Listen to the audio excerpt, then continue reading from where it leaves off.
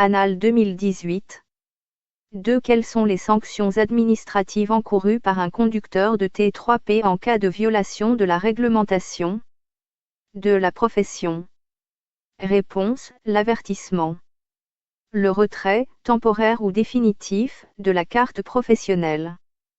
4. Développer le sigle T3P. Réponse: transport public particulier de personnes. 7. Quelles sont les 2 assurances obligatoires qu'un conducteur de T3P doit souscrire? Réponse: assurance du véhicule à titre onéreux. Responsabilité civile professionnelle du conducteur, RC Pro. 10. Quel est le poids maximal autorisé en charge, PTAC, d'un véhicule affecté au T3P et pour combien de places maximum? Réponse: 3,5 tonnes, 3500 kg, et 9 places, conducteur compris. 11. Citer 4 compétences des commissions locales du T3P. Réponse: établir un rapport annuel pour l'Observatoire sur l'économie du T3P concernant le département. Recevoir à sa demande tous les renseignements et statistiques dont disposent les pouvoirs publics. Être informé de tout projet de nouvelles ADS du département. Peut rendre un avis sur toutes les questions précédentes. Peut être saisi par une autorité organisatrice de transport. Elle s'occupe de la discipline sur les cartes professionnelles dans leur domaine de compétences. Quelle est l'autorité compétente organisatrice de l'examen du T3P? B. La Chambre de métiers et de l'artisanat. 3. Parmi les condamnations suivantes, lesquelles peuvent être mentionnées au bulletin numéro 2 du casier judiciaire? B. Poursuivre sa route, en connaissance de cause, après avoir occasionné un accident. D. Conduire avec un taux d'alcool dans le sang de 0,8 g par litre ou plus. 5. Si un chauffeur utilise son véhicule T3P dans le cadre d'une activité non professionnelle, que doit-il faire? A. Enlever ou occulter toute référence à la profession exercée. 6. Les conducteurs de T3P bénéficient-ils d'un régime particulier au niveau de la limitation de vitesse? A. Pas de régime particulier. 8. Quelle est la périodicité de la formation continue pour le T3P? B. Tous les 5 ans. 9. Quelle est la périodicité de la visite médicale d'un conducteur, âgé de 61 ans à ce jour? A. 2 ans. 12. À partir de quel montant minimal le conducteur de T3P a-t-il l'obligation de fournir une note de course? A. 25 €. B. Il n'y a pas de montant minimal si c'est à la demande du client. 13. Qui délivre les agréments au centre de formation? D. Les préfectures. 14. Quelle est la sanction encourue pour l'exercice illégal de l'activité de T3P? A. 1 an d'emprisonnement et 15 000 € d'amende. 15. La carte professionnelle d'un conducteur de T3P. C. Doit être apposée de telle manière que la photographie soit visible de l'extérieur. 2. Monsieur Paul achète un véhicule le 1er mars 2018 pour une valeur de 24 000 € acheté, amortissable de façon linéaire sur 5 ans. Réponse: la valeur du véhicule est de 5 600 €. 24 000/5 égale 4 800. 2018 égale 4 800 x 300/360 égale 4000.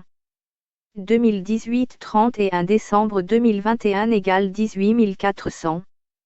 24 000, 18 400 égale 5 600.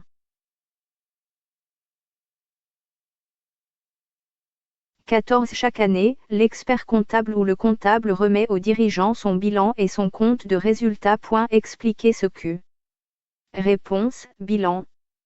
Photographie à un instant donné du patrimoine de l'entreprise. Actif, ce que l'entreprise possède, /passif, ce que l'entreprise doit. Toujours équilibré. Réalisé et actualisé tous les ans. Compte de résultat. Présentation de l'activité économique d'une entreprise. Charge /produit. Permet de déterminer le résultat de l'entreprise, bénéfice ou perte. Réalisé et remis à zéro au début de chaque exercice. B. Gestion. 1. La durée de conservation des factures est de B. 6 à 10 ans à compter de la date d'édition. 3. Quelle est la différence entre le ciré et le siran? B. Le ciré contient plus de chiffres. 4. Quel organisme est chargé de la collecte des cotisations sociales du régime général? C. l'U.R.SSA.F. 5. Le résultat d'une entreprise est obtenu par. B. La différence entre charges et produits. 6. Comment appelle-t-on l'extrait d'immatriculation d'une entreprise artisanale? A. Un extrait D1. 7. Quels sont les différents types d'amortissement possibles? B. Dégressif. C. Linéaire. 8. Les emprunts sont intégrés dans. A. Les capitaux permanents. 9. Parmi ces propositions, laquelle, lesquelles, se trouve, NT, à l'actif du bilan? A. Véhicule. B. Autorisation de stationnement. 10. Qu'est-ce qu'un CFE au sein d'un établissement consulaire? C. Centre de formalité des entreprises. 11. Quelle est la durée de validité d'un devis? A. Variable selon les mentions du devis. 12. Quelle est la durée de validité d'un chèque? A. 1 an et 8 jours. 13. Qu'est-ce que le PCG en comptabilité? C. Plan comptable général. 15. Qu'est-ce qu'une créance? C. Une facture impayée par un client. 16. Qu'est-ce que le code NAF? C. Nomenclature d'activité française. 17. Qui préside une chambre de métiers et de l'artisanat? A. Un artisan. 18. Quel est le taux de TVA applicable au transport de personnes? A. 10%. 1. Quelles sont les actions à mettre en œuvre en présence d'un blessé? B. Parler à la victime. D. Couvrir la victime. 2. Un excès de vitesse de 35 km/h au-dessus de la vitesse maximale autorisée entraîne une perte de. C. 3 points. 3. Ce panneau A. M'oblige à réduire ma vitesse. C. M'indique une descente dangereuse sur une distance de 1500 mètres. 4. Que peut faire un automobiliste lorsqu'il y a une ligne de dissuasion? B. Doubler un véhicule lent. 5. En pratiquant l'éco-conduite, j'adopte une conduite responsable. Conduire moins vite, c'est A. Moins de rejet de dioxyde de carbone. B. Baisse de la consommation. 6. Cet emplacement A. Est réservé aux véhicules portant une carte de stationnement pour personnes handicapées. D. Son occupation illicite fait encourir une mise en fourrière du véhicule. 7. En cas de pluie, la vitesse maximale sur une autoroute est baissée à B. 110 km/h. 8. Lorsque le permis a été invalidé en raison d'une perte totale de points, le nouveau permis obtenu est B. Un permis probatoire doté d'un capital de 6 points. 9. Le niveau 3 des pictogrammes figurant sur les boîtes de médicaments et alertant des risques en cas de conduite est de couleur A. Rouge.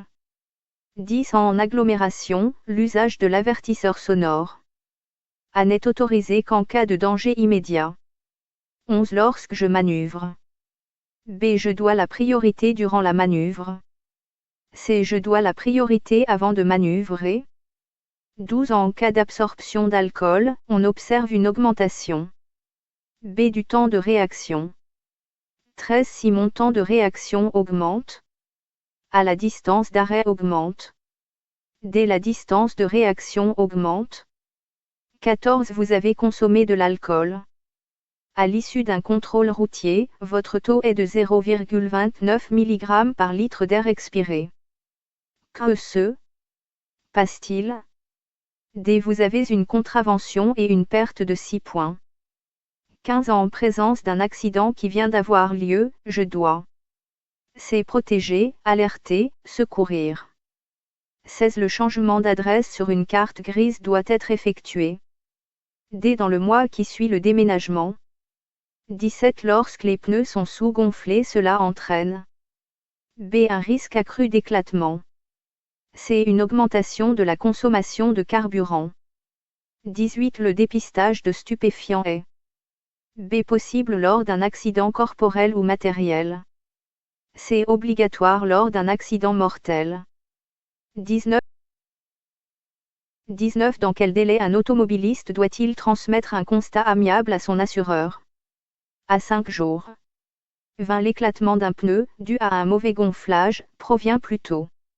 C'est d'un manque de pression. 5. À quoi correspond le chiffre d'affaires d'un exploitant VTC? Réponse, il correspond à la somme des prestations réalisées au cours d'un exercice, transport Z. Prestations annexes. 7. Qui fixe le prix d'une prestation de VTC?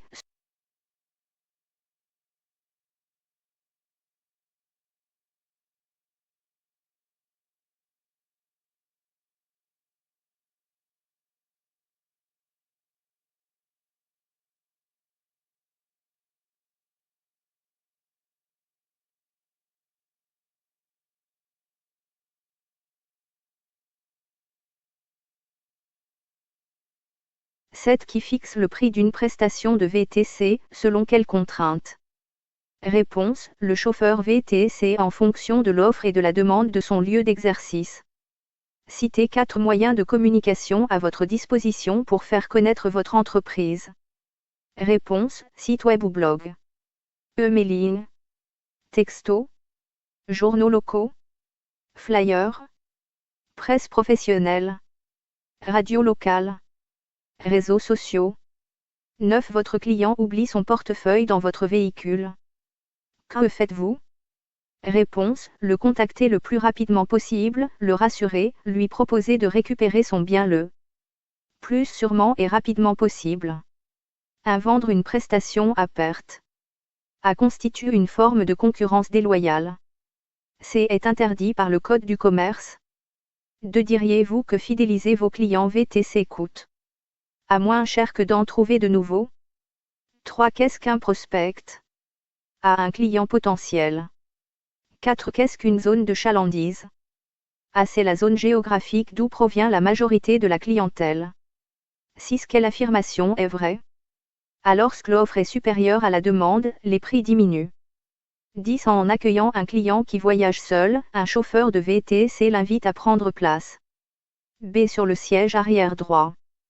11. La formule binôme permet de calculer le prix de revient sur les termes suivants.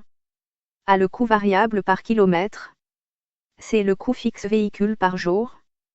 12. Le prix psychologique correspond. B. Au prix que le consommateur est prêt à payer pour acheter le produit / la prestation. 13. Le conducteur de VTC propose, dans le cadre de sa mission, des prestations de standing auprès d'une clientèle haut de gamme. Pour ces raisons, il doit tout mettre en œuvre afin de ne pas avoir une réputation usurpée et se distinguer des autres transporteurs de personnes en C. Optimisant sa structure, adoptant une attitude et un comportement professionnel et disposant d'un véhicule remarquable et remarqué. 14. Le concierge dans un hôtel a pour fonction. B. De satisfaire les besoins et demandes des clients. 15. Pendant une mission, l'un de vos clients fait un arrêt cardiaque. Que faites-vous en priorité? A. Vous appelez le 112. 16. Que doit-on dire lorsqu'on décroche un appel téléphonique? B. Le nom de la société et bonjour. 5. Indiquer où doivent être apposés les macarons de la signalétique VTC. Réponse, en bas à gauche de la place chauffeur du pare-brise avant, angle du pare-brise arrière. Bas à droite, à l'opposé de la place du chauffeur. 7. Donner la définition de l'activité de VTC. Réponse, les activités de VTC sont des exploitants qui mettent à la disposition de leur clientèle une ou plusieurs voitures de transport avec chauffeur dans des conditions fixées à l'avance entre les parties.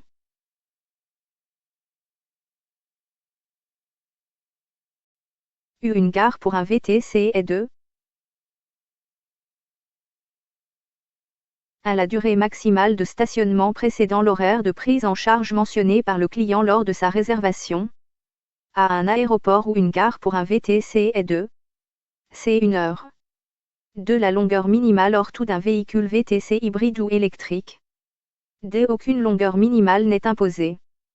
3. Un véhicule VTC doit être âgé de à moins de 7 ans, sauf pour les véhicules de collection de 30 ans. 4. Quel est le périmètre d'exercice de l'activité de conducteur de VTC? C'est le territoire national. 6. Parmi les dimensions suivantes, quelles sont celles permettant à une voiture d'être exploitée en VTC? C. Longueur 4,70 mètres et largeur 1,80 mètres. D. Longueur 4,61 mètres et largeur 1,77 mètres. 8. La prise en charge d'un client sur une voie ouverte à la circulation publique sans réservation préalable est B. Passible d'une suspension du permis de conduire. C. Un délit puni d'une peine de prison et d'une amende pouvant aller jusqu'à 15 000 €.